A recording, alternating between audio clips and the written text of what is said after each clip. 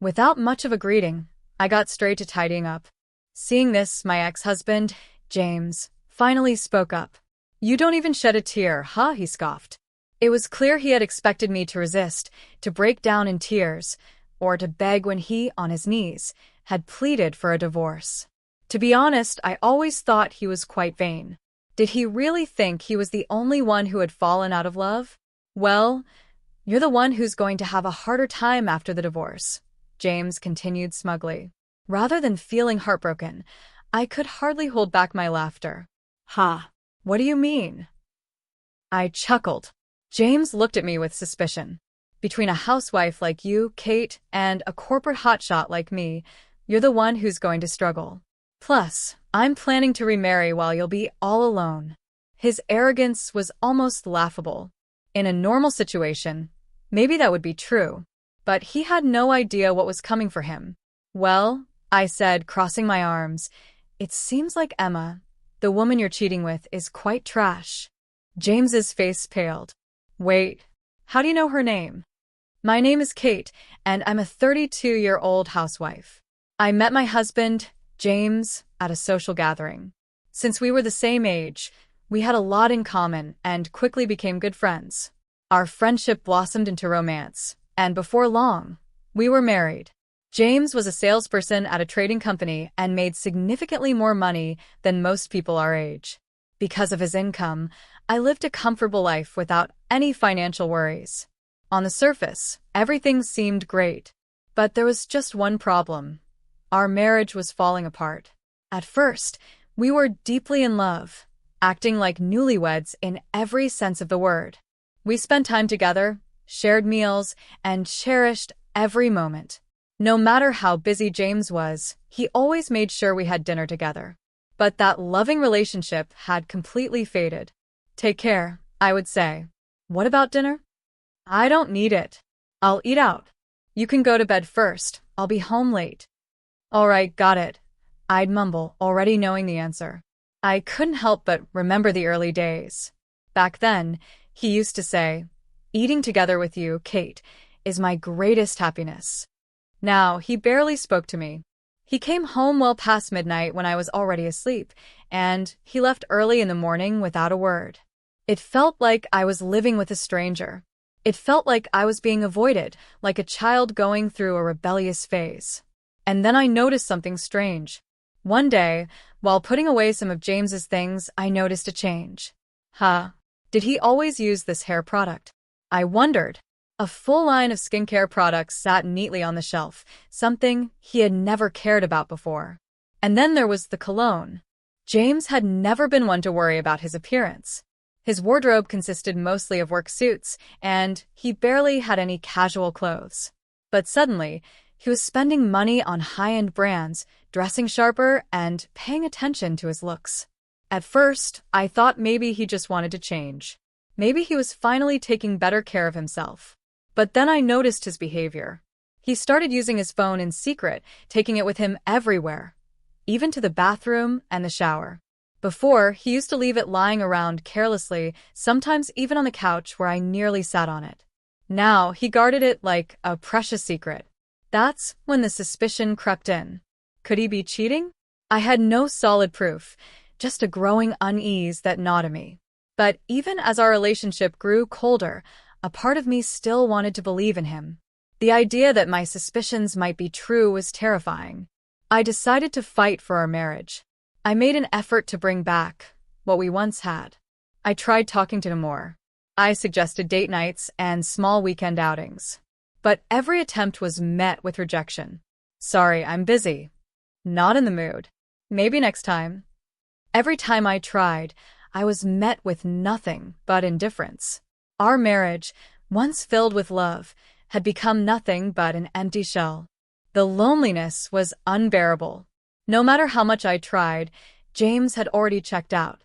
One night, unable to bear it any longer, I finally confronted him. "Hey, you're not cheating, are you?" James looked at me. His face was unreadable, but his silence was louder than any words.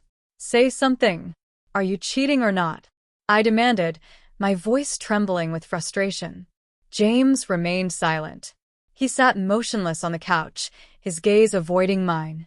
Seconds stretched into eternity before he finally stood up and walked toward me, his steps slow and deliberate.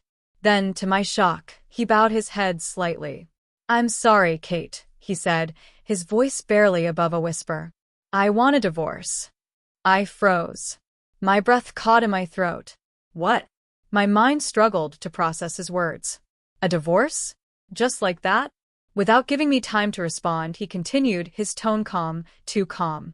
"I've fallen in love with another woman. I want to start a new life with her." The audacity.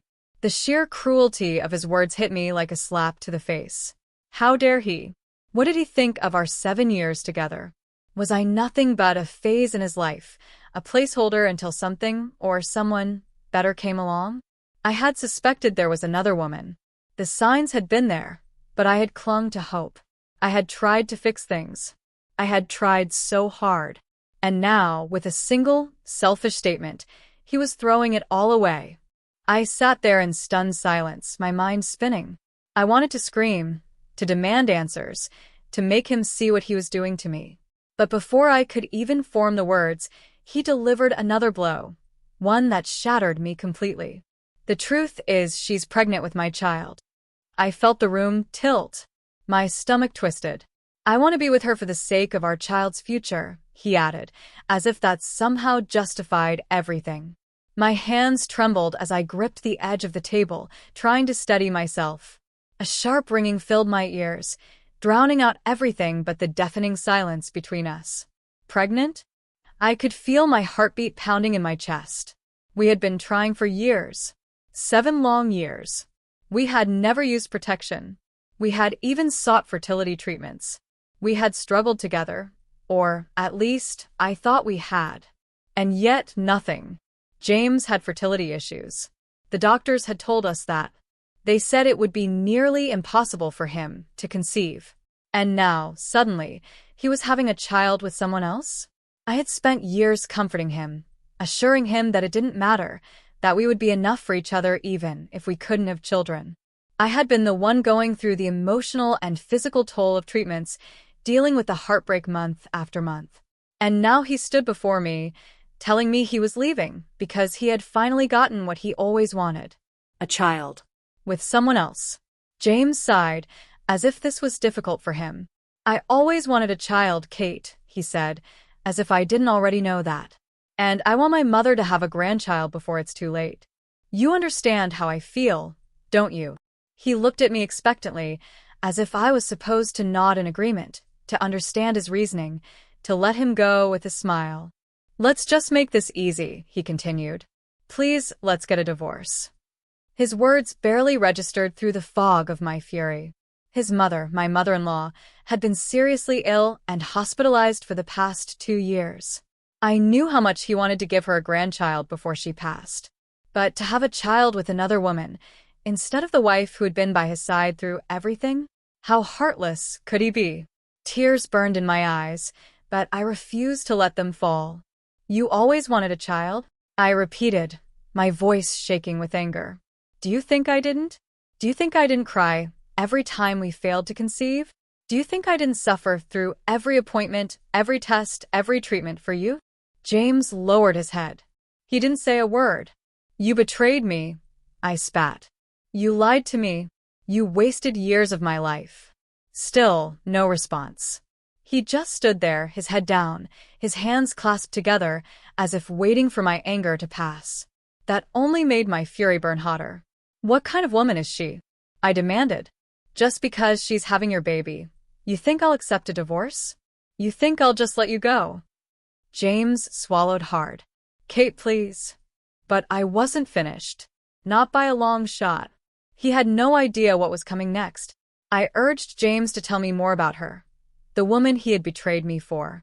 But his response was infuriatingly dismissive. "I'm sorry, but please spare me. I want to respect her privacy." I stared at him in disbelief. "Privacy?" I scoffed. "How selfish can you be, James? I have a right to know. I am your wife, at least for now. Tell me everything." Even as I demanded answers, he remained obstinate. His lips pressed together, his gaze downcast, as if shielding his mistress from my wrath.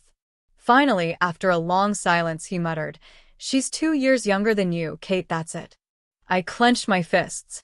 "And she's an employee," he admitted, as if the words pained him. A bitter laugh escaped my lips. What a joke. He was actually protecting her. No matter how much I pushed, he refused to give me any real information. The betrayal cut even deeper. It wasn't just that he had cheated. It was that he had chosen her over me in every way. For days, we continued discussing the divorce. Well, he did. I refused to give him what he wanted so easily. I didn't want things to go exactly as he planned. Each day, James would lower his head, pleading. "I beg you, Kate," he said. "I no longer have feelings for you. What's the point in continuing this marriage?" His words stung, but I stood my ground. Then he added something that shook me to my core.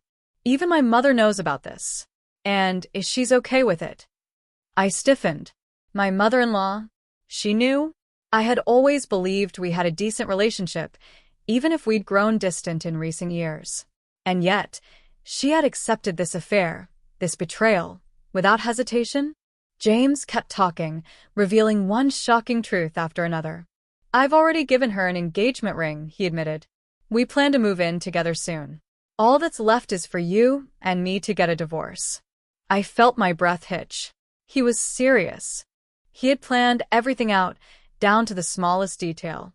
He had been preparing for his new life, while I had been desperately clinging to the wreckage of our marriage, trying to salvage something that had already been destroyed. I felt dizzy, my vision blurring. My hands gripped the edge of the table to steady myself. For almost a month, I refused to sign the divorce papers. I wasn't going to let him walk away that easily. But then one night, something unexpected happened. James, the same man who had betrayed me so effortlessly, got down on his knees. He placed his forehead to the floor in a desperate plea. "I can't take this anymore, Kate," he whispered. "Just accept the divorce already. Our relationship has been broken for a long time.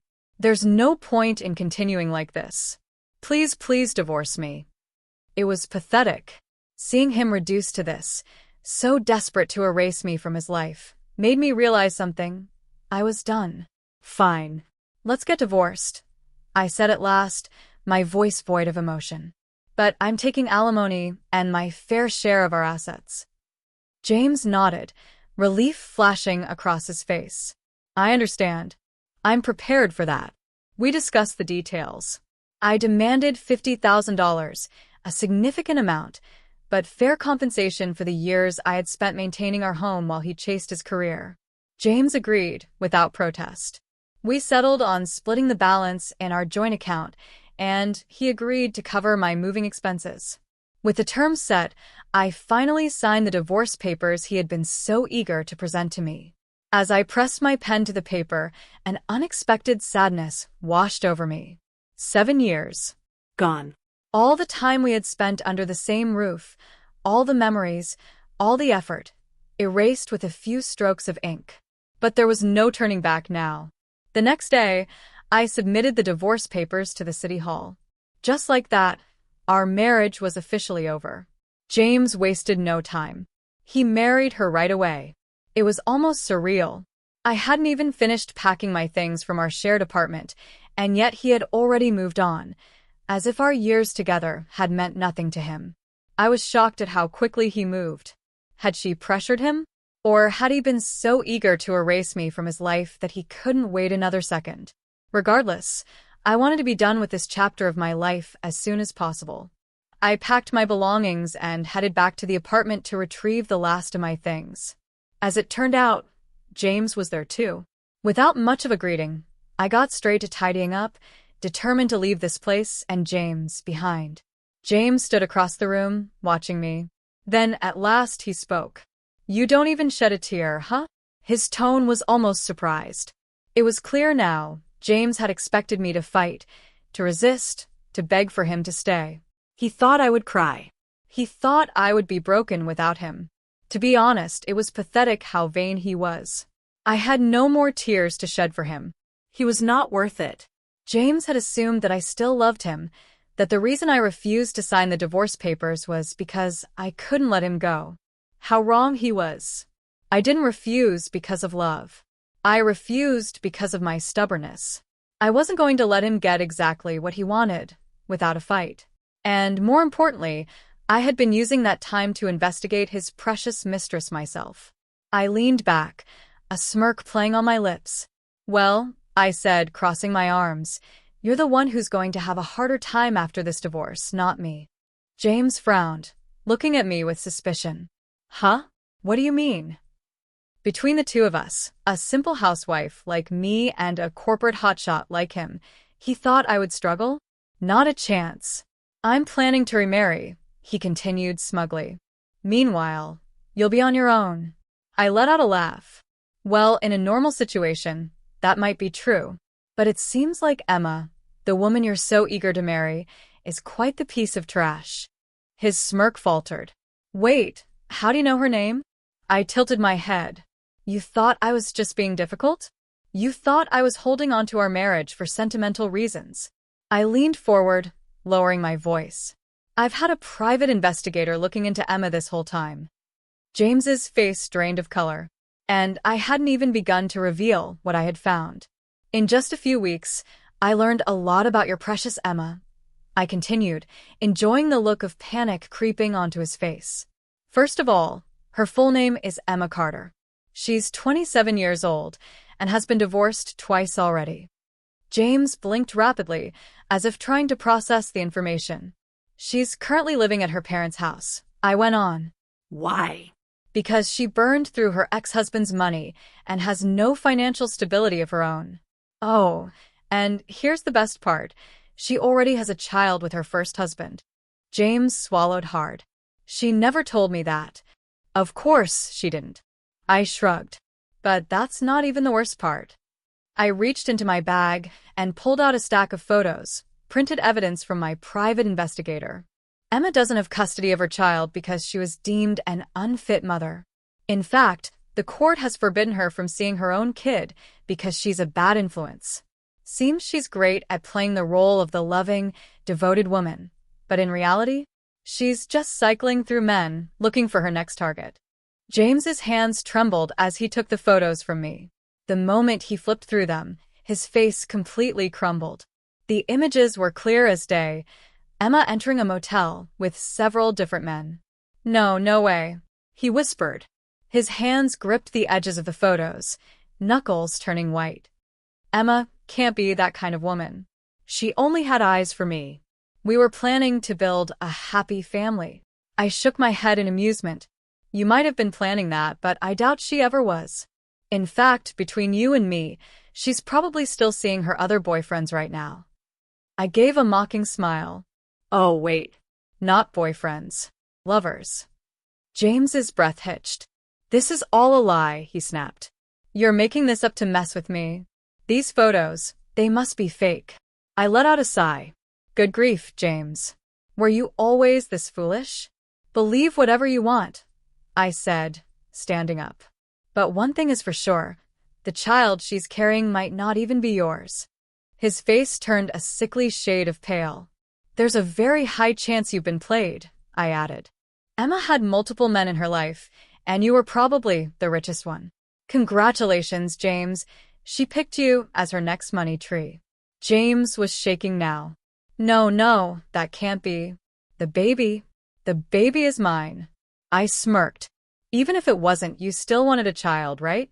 So go ahead, raise it well." With those final words, I grabbed my belongings and walked out. James didn't try to stop me. He just stood there, stunned, gripping the evidence of his own destruction. A few weeks passed, and I thought I was done with James forever. Until I received an email from him. Subject: "Please, let's start over." From James Matthews. "Kate, you were right. I was deceived. I'm so sorry." I should have never left you. Please, I want to start over again. I scoffed. What a joke. As I had predicted, the child wasn't even his. When he confronted Emma, she had the audacity to say, "I didn't know whose child it was until it was born." James was devastated. But the real kicker? Since they were already legally married, he was obligated to take care of the child. Emma had successfully trapped him. Even worse, when James paid me my $50,000 alimony, Emma had demanded her own payout. So in the end, he forked over $80,000 total, half to me, half to his beloved Emma. But the fun wasn't over yet. One day, Emma disappeared. She packed up her bags, left the baby behind, and vanished without a trace. James was left alone, with a child that wasn't even his. Desperate, James called me begging. You were right, he sobbed. I was deceived. I'm really sorry. I want to start over again. I nearly laughed out loud. Do you seriously think, I said coldly, that I would take you back just because you realized your mistake? But Kate, you cheated on me. That's a fact. You betrayed me. That's a fact. You need to accept reality. And with that, I hung up. The last I heard from a mutual friend, James had tried to dump the child on Emma's parents, but they refused. That's your responsibility, not ours, they told him. James tried to fight it, but legally, he had already acknowledged the child as his own. The DNA test results didn't matter. The law didn't care. He had claimed that baby as his, and now he was stuck with it. As for me, I was free. James got exactly what he deserved, a life of regret, responsibility, and financial ruin. And I had never been happier. The best revenge was living well. James thought he could wash his hands of Emma and move on. But karma wasn't done with him yet. Emma's parents, who had initially been unaware of the situation, eventually found out that the child wasn't James's. Furious, they tracked Emma down, dragged her back home, and forced her to raise the baby under strict supervision. From what I heard, they had her living in semi-captivity, closely monitoring her every move to make sure she didn't go back to her old habits. No more flitting between men, no more reckless spending. Just a life of responsibility, the very thing she had been running from. As for James, he might have severed ties with Emma, but his bank account told a different story. Since he had already covered Emma's share of the alimony, $80,000 total, his savings had vanished overnight. Desperate, he started demanding Emma to pay him back, but she merely shrugged and said, I can't pay back what I don't have. James was left broke, bitter, and completely alone. And his troubles didn't stop there. Due to the stress and distraction of his personal life, his performance at work plummeted. He started making mistake after mistake until his company finally had enough. Instead of firing him, they reassigned him to a dead-end department in a rural area, a place where promotions were impossible and opportunities non-existent. And just like that, the once proud corporate hotshot became a lonely, forgotten man, trapped in the very misery he created for himself. While James was drowning in his regrets, I had already moved on. I returned to my parents' house, where I helped out with their farming business. It was a simple life, but one filled with peace and fulfillment, a far cry from the toxic marriage I had left behind. And then something wonderful happened. After a few years, I fell in love again. This time with a local fisherman, a man who was gentle, kind, and treated me with real respect. We didn't have children, but that didn't matter. For the first time in a long time, I was genuinely happy. Because happiness? It wasn't about money, status, or even having a perfect family. It was about finding peace within myself. And in the end, that was the greatest revenge of all.